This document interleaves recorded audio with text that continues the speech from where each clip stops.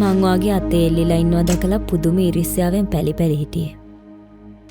පුළුවන් නම් මගේ අත උනත් කපලා දාන්න තිබ්බා. හා කට. ඒ මගේ ජීවිතේ බේරගන්න උදව් කරපු ප්‍රාණසම මිතුරිය. ඔය පිරිමින්ට ඉන්නවා කියන ප්‍රාණසම මිතුරිය ඉන්නවනේ. හරිම භයානකයි. ඒ මොන ඉරිසියාවක්ද? ඊරිස්යාව?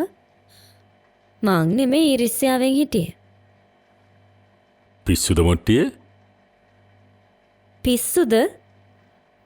ඇයි යන්න කලින් කියලා ගියේ? කියයි කියලා තමයි බය කියලා.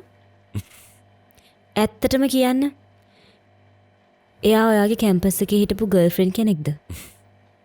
එහෙම වුණා නම්? වුණා නම්? එහෙම වුණා නම්? අනේ මේක. ප්ලීස් එයාව අපේ ජීවිතවලින් ඈත් කරලා තියන්න.